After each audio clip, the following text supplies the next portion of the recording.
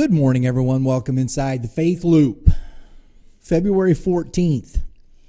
Got another pagan holiday happening. Yeah.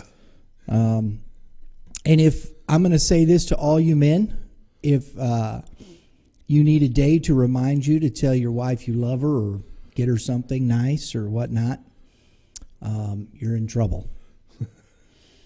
I mean, it's okay, I guess, but most of it is done for the merchandising.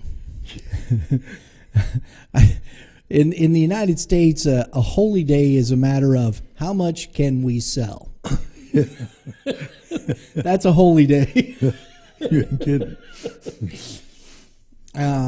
But I tell my wife this every day. It's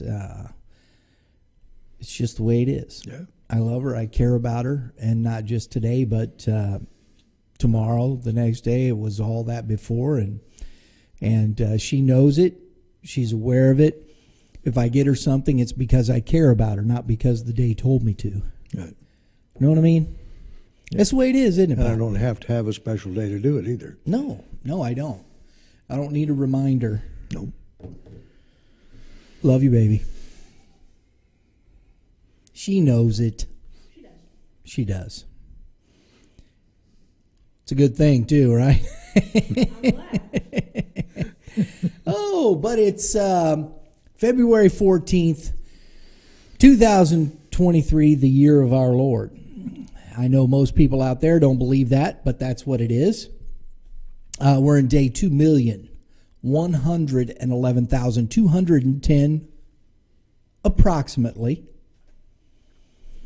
of the Christ. It would take 200 or 300 years. Or whatever. You never know, Dad. Right? They kept changing them calendars. Of the crisis of identity. We're in chapter 185. We've been talking about the knowledge of good and evil for good reason. There you go, right? Yeah.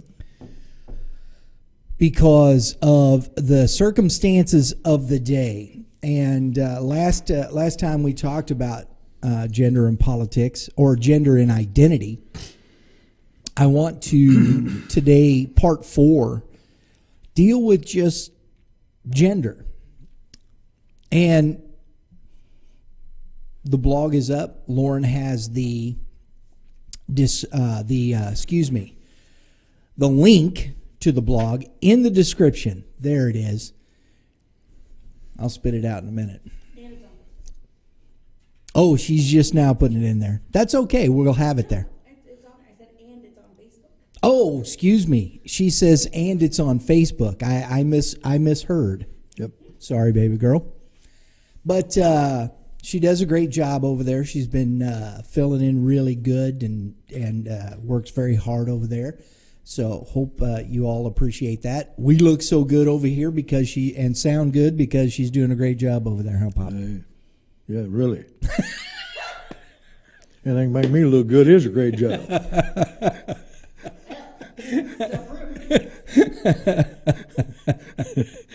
Oh, man. She takes all the wrinkles out. Is that what it is? Yeah. She irons them out for you. Irons them out.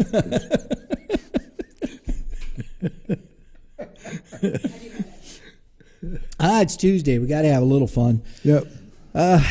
Hear that, I would cry.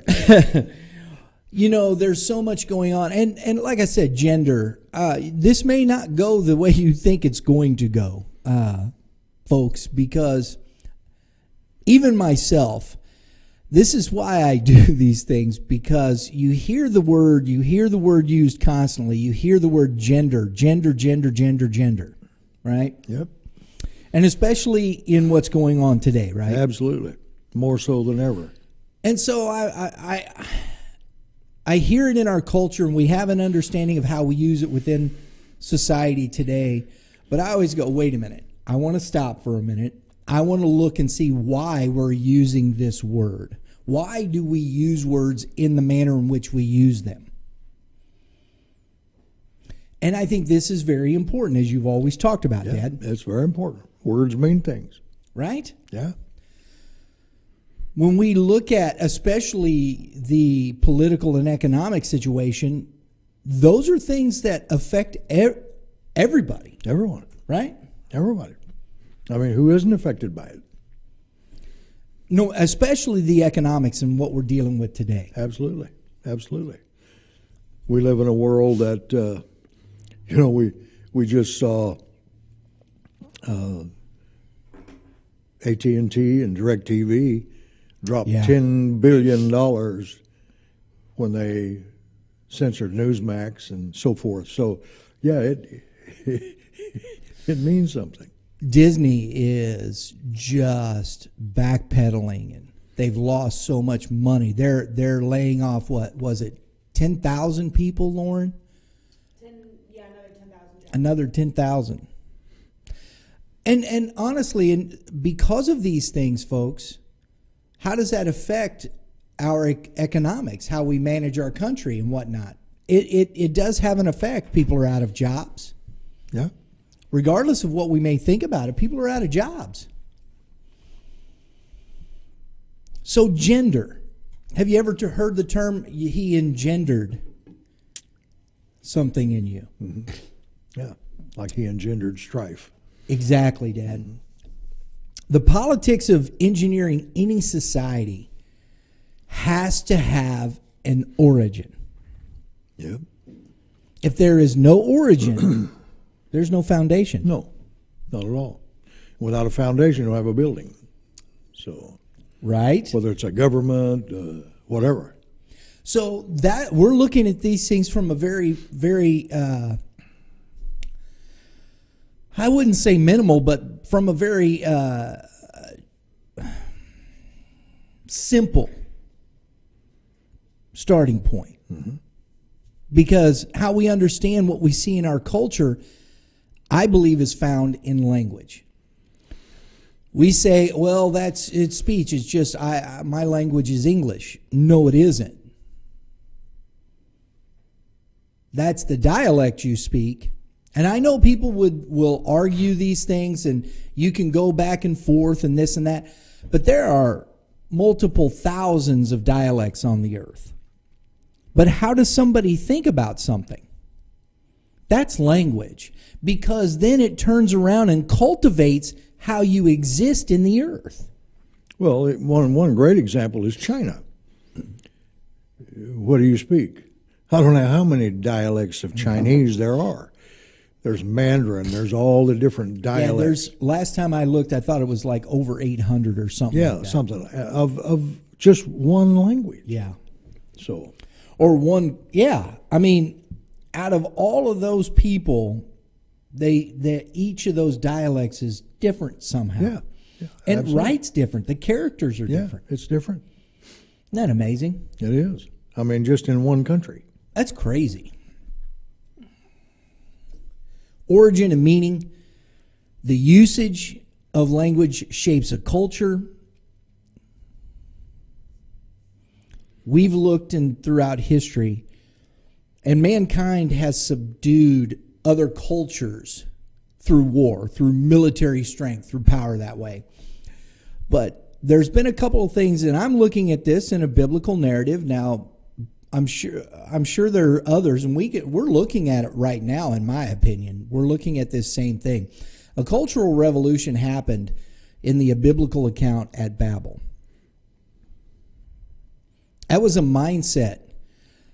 The reason I understand this cultural revolution that was against Jehovah was not physical in these respects, and it wasn't against a fellow man. It was against Jehovah because he said it was a matter of how he thought. We're going to build a tower that you will not be able to destroy us. Right. We're going to set our civilization. We're going to build ourselves up, and you won't be able to destroy us. True. That was a mindset.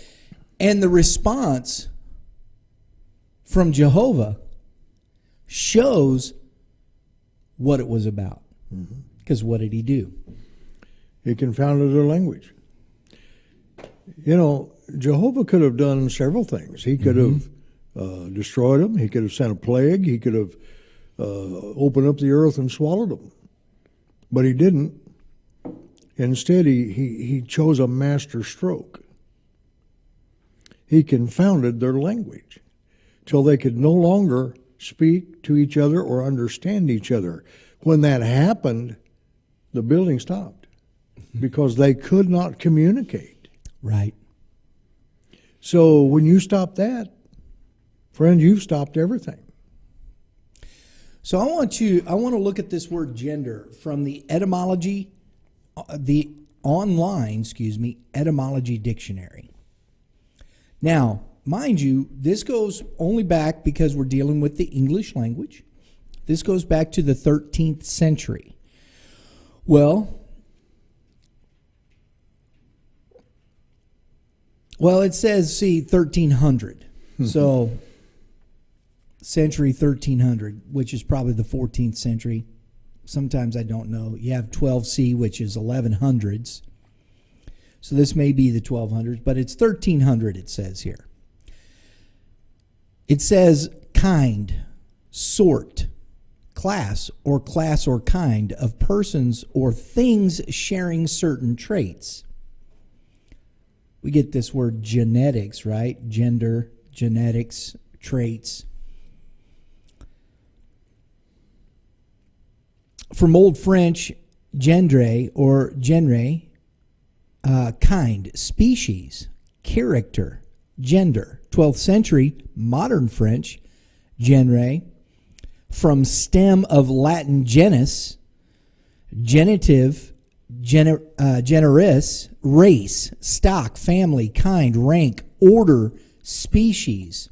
They add also male and female sex, but that's not the basis of the word at all. From pi, gene, give birth, beget.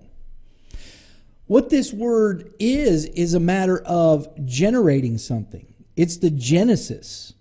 It's where we get the genesis, the begetting of something. The beginning. We're using this terminology as it pertains to a person's being. Yeah. Non-binary, how they identify, their gender.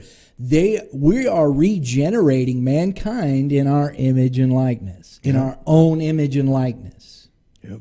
Has nothing to do with male and female in that respect, Dad. No, not really. I mean, when you think about what they're doing in AI, what's that got to do with male or female? Nothing. A robot would have neither gender. Nope. And have no necessity of it. Mm-mm. So what are we talking about? And this is how I'm looking at these things when I see this word. Here, the etymological D is a phonetic accretion or accretion. In Old French, compare sound. I am of sound mind and body. See, sound isn't just hearing. I don't know if you've ever heard the term, they sounded the ship. Mm-hmm. It is, when you sound something, it's a matter of, is it whole, complete? Is it in good working condition? They would sound the ship to make sure when they went sailing, they didn't, sink. Well, and they also used it for the depth of the water. That's right. It's a measurement. It's a measurement. They would sound. Very. Yep. Mm-hmm. I want to welcome those. I see there's some folks that said howdy on the deal. Good morning. They're in the messages or in the comments. I believe the races came about at that time. We've talked about that. I know that's not necessarily a popular subject, but there you go.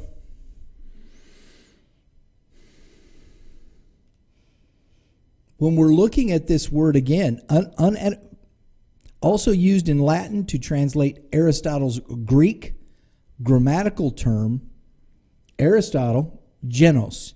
The grammatical sense is attested in English from the late 14th century.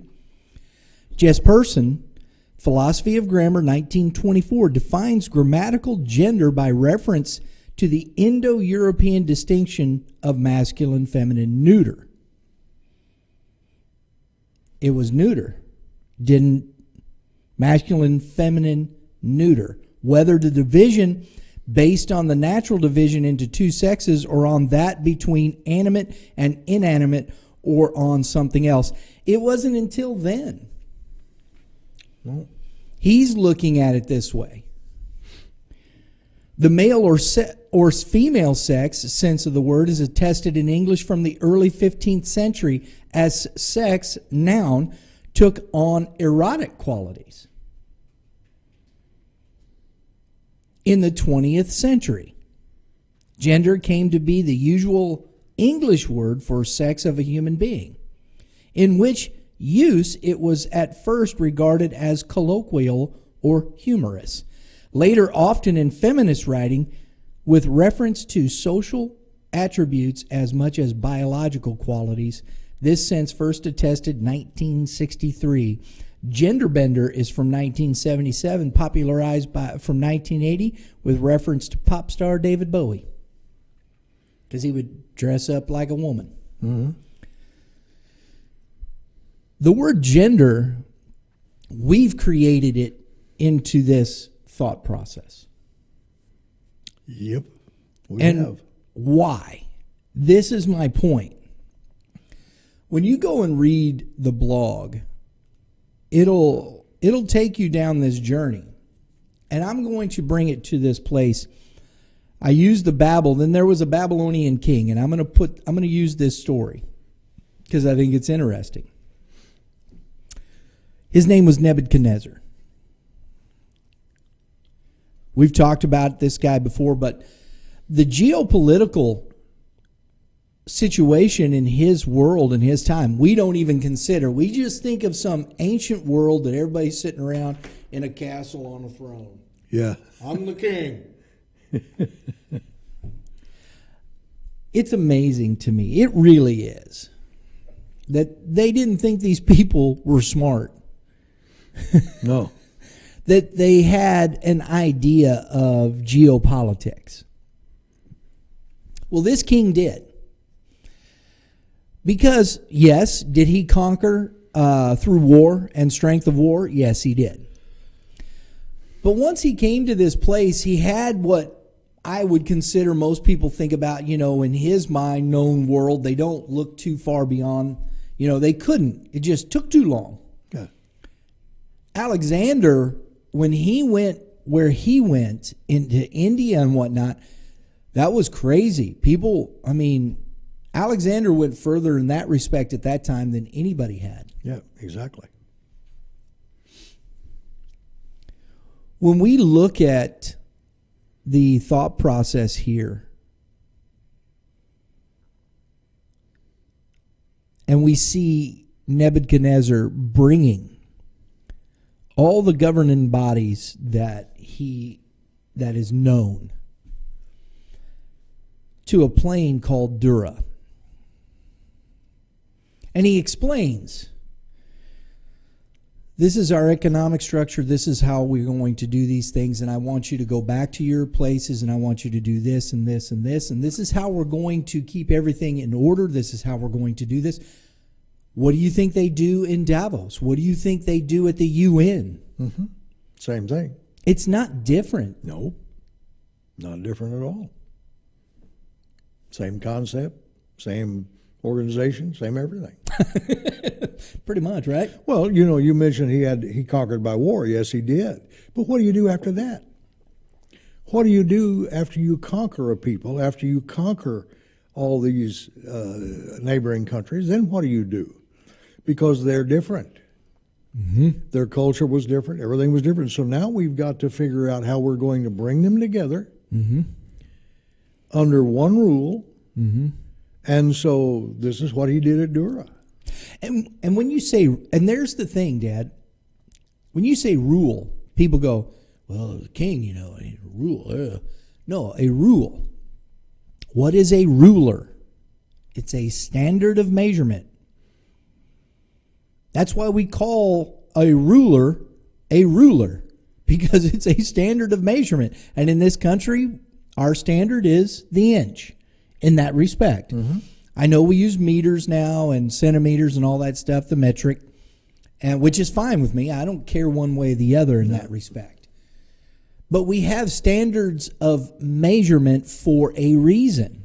Because in the old country, this is why they can't really tell sometimes how big something was. They're making their best estimates based on what they understand about how they used a standard of measurement. Right. Exactly. A cubit, right? Yeah. Yeah, a cubit, a span. Span was the length of the hand. But how many dudes are Yeah, I mean, how many hands are you? You know, I know people with little bitty hands. I've seen basketball players with hands that are gigantic, you know. So which hand? Then from the nose to the tip of the finger. Right. You know, they only had certain ways to do things. Exactly. And so what was standardized?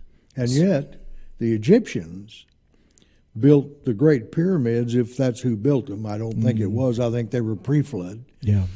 But whoever built them to standards that we have a hard time doing today. Yes. Exactly.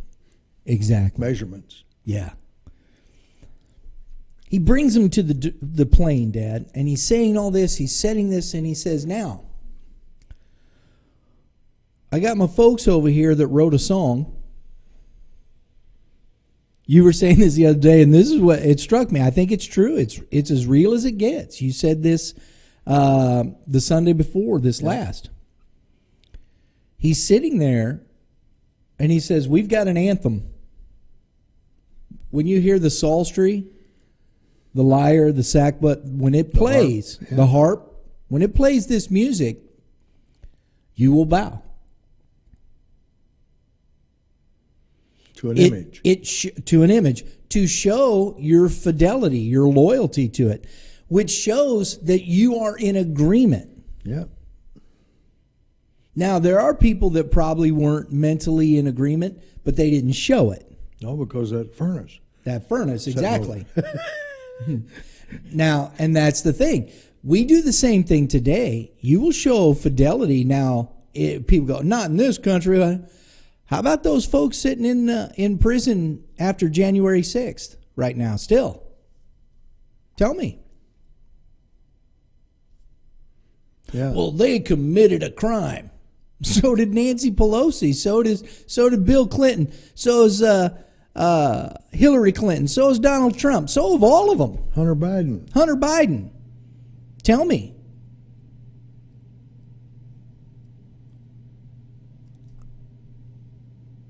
We know this. She committed a crime. We have all the evidence to these things, but nothing. They haven't even gone to court. So tell me that the furnace isn't hot.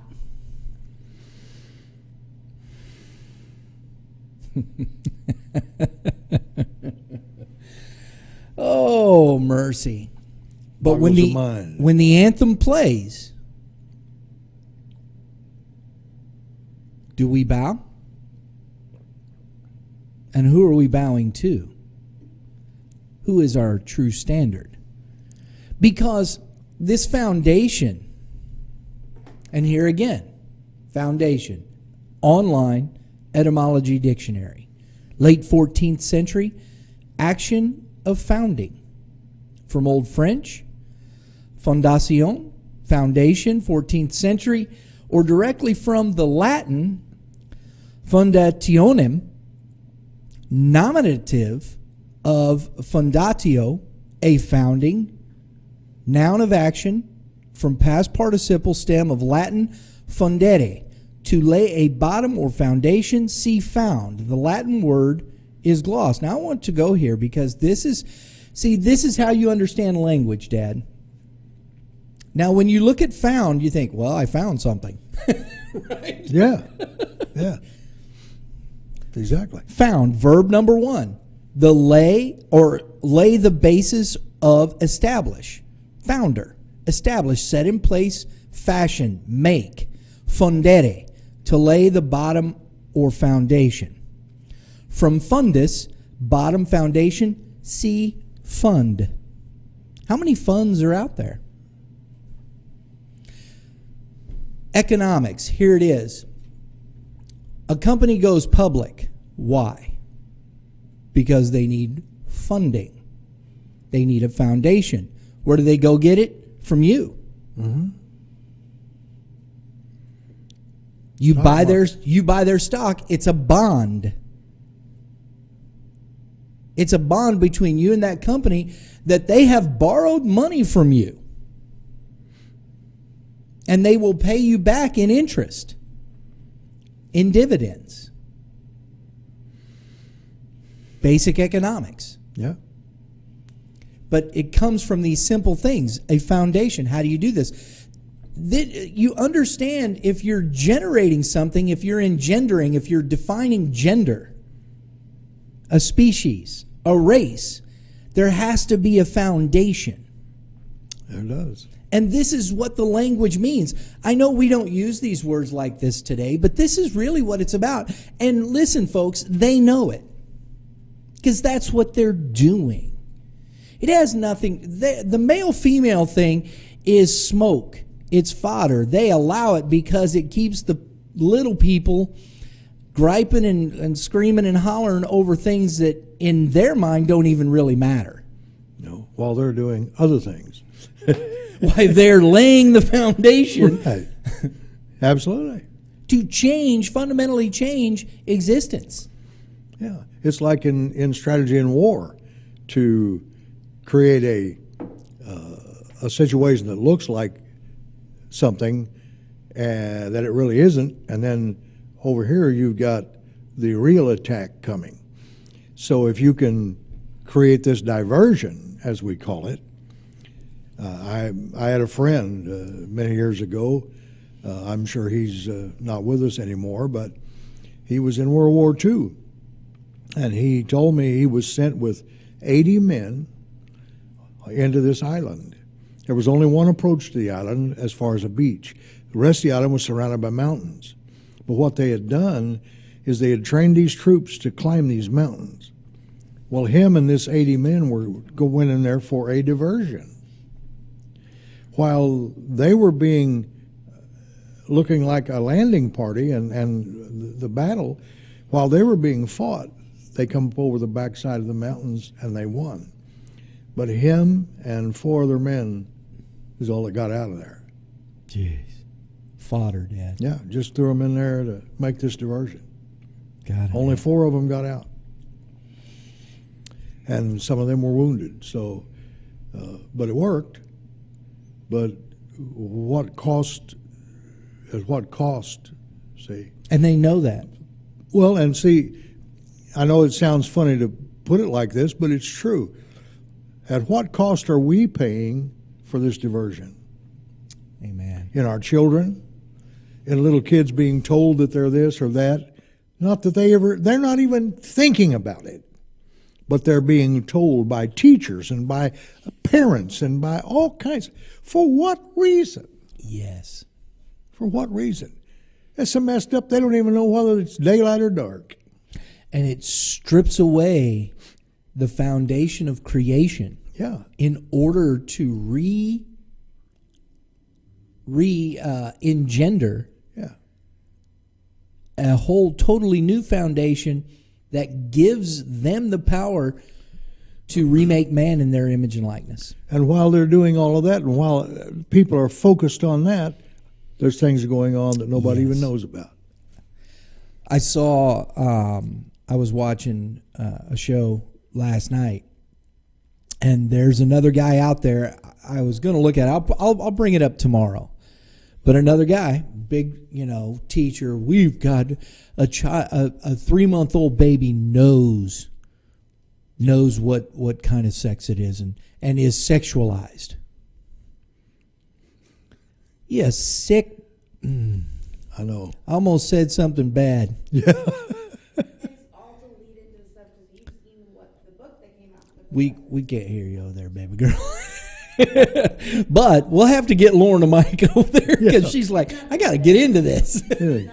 She's kibitzing. Yes, she is. She goes, see, we'll get back to that. Roll it up into the comments there, baby girl. Let people know what you're thinking. That's okay.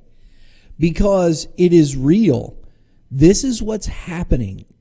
Gender is not about male or female with these people, and they know it. And I just showed you what this is about.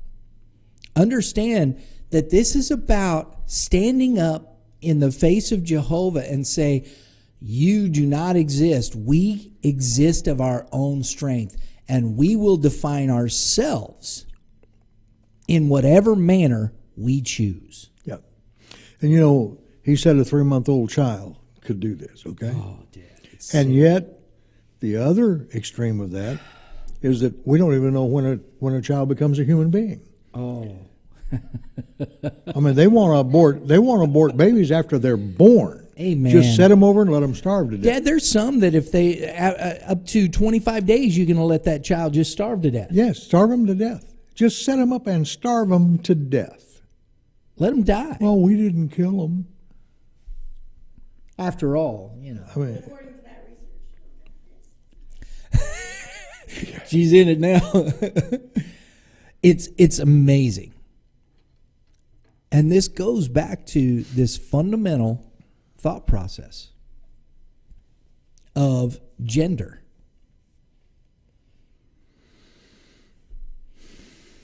We changed the definition of words to fit within a social narrative in order to construct something in society to change a standard of existence. And we've done that for centuries, Dad. yeah, exactly. And you're exactly right. They talk about it all the time. The standards that were in the 20s and 30s. Morals, just respect. You would never see someone disrespect somebody else in ways that we do today. It went on. There were The pockets Roaring of- 20s. Yeah, exactly. It went on. But for instance, my dad, he was not a wealthy man by any means, and yet he had a suit, tie, shirt. If you went to a ball game, you look at the old pictures of ball games. They wore suits and ties. They dressed up. Today, they've almost got no clothes on, some of them. And so what changed? What changed? Words. Yes. We changed it with language. We changed it with words. Yes. And if you don't think that's true, you're very wrong, because that is the beginning of anything. Dad, the 60s wasn't... Yeah, you had little physical things, and I think those are... Sure. Those were on the surface. But the language that was being used culturally reshaped the whole nation. Absolutely. Well, and I don't have any way to back this up, but you watch movies about ancient Rome, ancient civilizations, and here in the movie they're using words that I don't think they knew, used, or was even there. But we introduced them. They're using foul language. Now, were there words probably in those cultures that were not good? Sure, I think there were. But the words they're using weren't even invented then. They weren't even there until many centuries later. But here's these Romans sitting around using this word. No, I don't think so. But see what that does? Well, it's always been. Look at that. Yeah. It's always been around. Right. And to your point, we understand the F-bomb. Yeah, that's what I'm talking about. Yeah.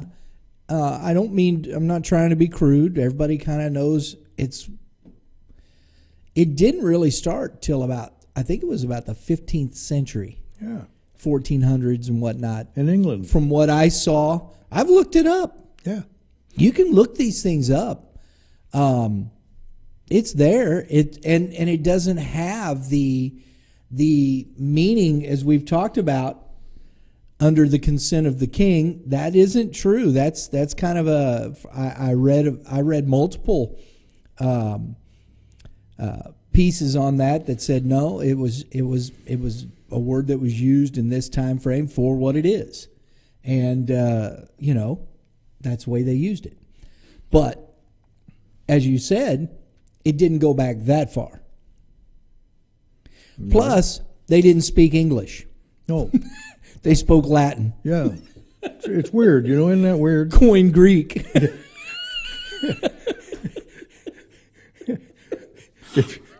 Go look at their language.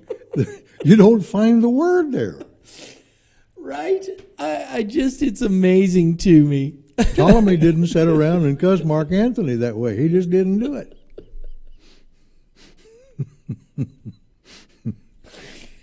Oh, Dad.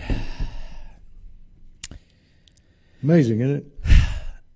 I hope that we make sense to you. We hope make you think, because, there's a lot going on out there. There's a lot being said. There's a lot of words being used. Make sure you are aware of what these words mean and why they are saying them. And I would encourage you, I said this Sunday, it's what I do when I read the Bible. When I read these accounts, well, why was this going on? And why did Jesus have to say this? Why did Paul write back to these people and say these things? You have to ask the question, why? It's not a bad thing. It's an inquisitive thing, not to question him like, why did you have to do that? No, it's a matter of there was something he's answering. Jesus is answering. There are questions, there are things happening. And we have to understand the why in order to understand why there's this account given. You have to say that to find out what the question was. Right, exactly. Or what the circumstance was that was going on that created the reaction in Paul that he wrote the letter. Because the letter is just an answer. That's right. Well, what was the question? What was the circumstance that he's answering? And so if you don't read from that standpoint, you don't really understand. And make no mistake, I want everybody to understand this. Mankind is not different today than he was then. No. Don't think that.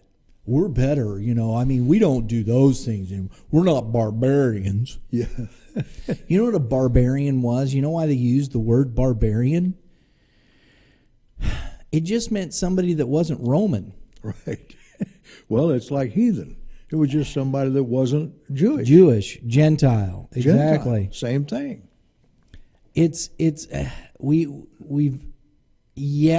Could it be used derogatorily? Yes. Sure. Yeah. You can change anything that way. Yeah. And did the Romans think themselves better than the barbarians? Yep. Yeah. Well, listen, some of my kids went to Italy recently, and they'll tell you. And I was in Rome, and I found this same thing. And there they don't call it Rome, they call it Roma. And the people in Roma will tell you they're Romans.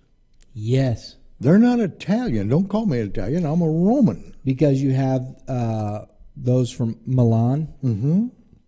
And it's very... Tuscany. Yeah, it's very much separated that way. It's still that way. They'll tell you, I'm a Roman. Yeah. Just some comments real quick because, it's interesting. We may have many diversions today. Anita says they do it for their own lustful pleasures. That's true. My mom wrote, think about a person getting away with killing their baby after it's born because they find out they don't want the baby. Mm-hmm. Anita said, babies placed into a room, this is what we were talking about, after the fact. They're placed in a room away from the nursery to die, usually from hypothermia, shock to their little bodies, and starvation. It's murder, plain and simple. Yeah. Yeah. Yeah, you just leave a child to die. You can feed the child. You don't have to. It's healthy. Because their little bodies, that's the thing. They just were born, the shock of that. Their environment's changing. Exactly. Yep. we got a long way to go, folks. We'll be back tomorrow. We'll continue this conversation. There's some things we will get into, but I hope this lays a foundation to why we're talking the way we talk, and we hope it makes you think. We hope that it helps you understand things. You know, something came to my mind while we were talking. There was a song years ago, and it was simple, but it was really true. Be careful, little eyes, what you see. Oh, yeah. Be careful, It's little a ears, slow what fade. you hear. Yeah. Yeah. It's a slow fade. It was Yep. by who? Casting Crowns. Yeah, Casting Crowns. And they had it right. Yeah, it did. Be careful what you hear and what you see. Exactly. It ain't wrong. No. It ain't wrong. Right on the money. So we'll see you guys again tomorrow. Thank you for tuning in. Please, if you like what we're doing, share it out. Talk to your friends. Share it with your on the social media. We do appreciate it very much.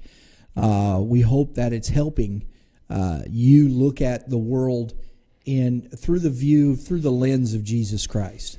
And until tomorrow, everybody have a great day in the Lord. Always remember to give love And give life. and give Jesus.